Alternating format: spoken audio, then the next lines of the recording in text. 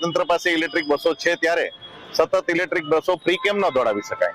જો સોમનાથના કાર્યક્રમમાં દોડાવી શકાય, અયોધ્યાના કાર્યક્રમમાં દોડાવી શકાય, તો જુનાગઢના લઘુકુંભમાં શા માટે ઇલેક્ટ્રિક બસોને ફ્રી દોડાવી ન શકાય? એ પણ એક સવાલ પ્રજામાંથી ઉઠે છે.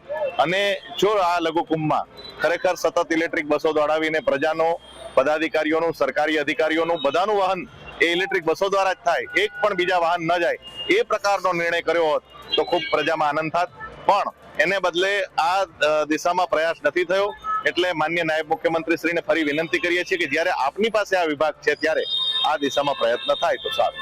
દર વર્ષે અત્યાર સુધીનો રેકોર્ડ છે મેળામાં કે અલગ અલગ મધુરમ, કાળવા ચોક, મજેવડી દરવાજા, દોલતપરા, એમ અલગ અલગ કેટલા સ્થળ સુધી સિટી બસોની આખી ભવનાથથી ઉપાડતા, ત્યાંથી આવક જાવક થતી. પરંતુ આ વખતે આપણે જોઈએ કે માત્ર ખાલી ગિરનાર દરવાજા સુધી ₹25 જેવું ભાડું આપણે જોઈએ કે યાત્રિકોના ખીચા ખંખેરવાનો ધંધો એસટી વિભાગે કર્યો છે. જ્યારે સરકારી કાર્યક્રમમાં PM-CM આવતા હોય ત્યારે મફત બસો દોડવામાં આવે છે. જ્યારે ખરેખર આવો મહાશિવરાત્રીનું મોટું પર્વ ઉજવે તો આ એક વર્ષ અમે એવી માગણી કરીએ છીએ વિપક્ષ તરીકે કે તમામ જનતાને, યાત્રિકોને ત્યાં સુધી ફ્રીમાં લઈ જવામાં આવે. આવડા બધા મોટા ભાડા એ જનતાને ચૂકવાય, ખીચા ખંખેરવા બરાબર છે. અને આ મહાશિવરાત્રી શિવજીનું મહાપર્વ છે અને મિની કુંભ તરીકે ઉજવાતો હોય તો એક યાદગાર મેળો બની રહે.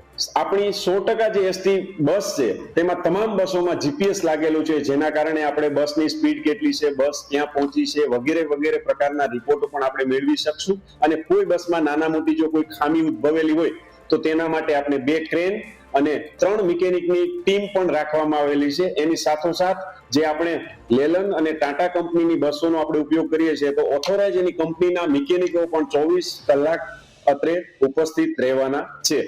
આ જે આપણી પ્રાથમિક વ્યવસ્થા છે. આ વ્યવસ્થા ઉપરાંત પણ જો વધારાની બસની જ્યારે પણ જરૂરિયાત પડશે તો આપણી પાસે વધારાની 500 બસનું બેકઅપ છે, એટલે કે વધારાની બસ પણ આપણે ફાળવી શકશું.